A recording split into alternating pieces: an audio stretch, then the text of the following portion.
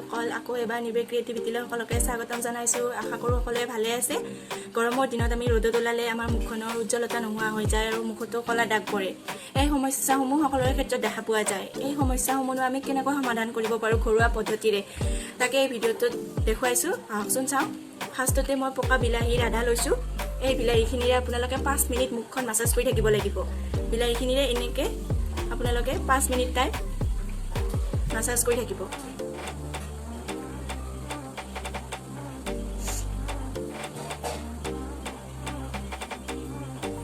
এনেকৈ 5 মিনিট মুখখন মাছাজ কৰি থাকিব লাগিব।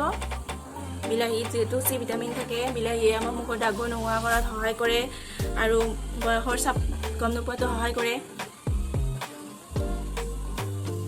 এনেকৈ আপোনালোকে 5 মিনিট টাইম বিলাহীখিনিৰে মুখখন মাছাজ কৰি থাকিব। এটা কথা মনত ৰাখিব যে এইটো আপোনালোকে ৰাতি হোৱাৰ আগতে কৰিব। এনেকৈ আপোনালোকে 5 মিনিট মুখখন মাছাজ কৰি থাকিব বিলাহীখিনিৰে। আৰু কেঁচা বিলাহী হ'লে নহ'ব, পকা বিলাহী ল'ব লাগিব। এয়া হৈ গ'ল 5 মিনিট মাছাজ কৰা। তাৰপিছত আপোনালোকে কটন টুকুৰা পানীত জিকাই ল'ব। তো এনেকৈ মুখখন চাফা কৰি দিব। কটনেৰে মুখখন চাফা কৰি দিব।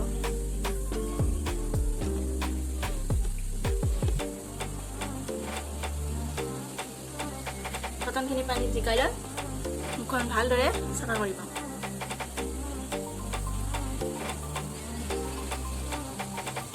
তাৰপিছত এখন কটন কাপোৰেৰে মুখখন মুচি দিব।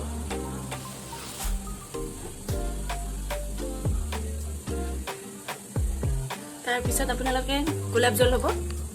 এইটো অলপমান কটনত গোলাপ জল লগাই ল'ব।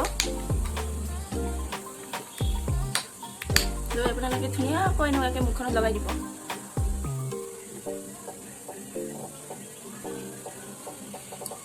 ধুনীয়াকৈ এনেকুৱাকৈ মুখখনত লগাই থৈ দিব। লগাই থৈ ৰাতিটো থৈ দিব এনেকৈ মুখখন গোলাপ জলটো লগাই। আৰু ৰাতিপুৱালৈ চাব আপোনালোকৰ মুখখন ক'লা দাগবোৰ অলপ অলপকৈ নোহোৱা হৈ যাবলৈ ধৰিছে আৰু মুখখনৰো উজ্জ্বলতা অলপ অলপ আহিব ধৰিছে। এনেকুৱাকৈ সপ্তাহত আপোনালোকে 3-4 দিনমান কৰি থাকক। কৰি থাকিলে আপোনালোকে নিশ্চয় গম পাব আপোনালোকৰ মুখখনৰ অলপ হ'লেও পৰিৱৰ্তন আহিছে। যদিহে মোৰ ভিডিঅ'টো চাই ভাল লাগিছে লাইক কৰিব, শ্বেয়াৰ কৰিব আৰু কমেণ্টত জনাব। আৰু প্লিজ মোৰ চেনেলটো ছাবস্ক্ৰাইব কৰি দিব।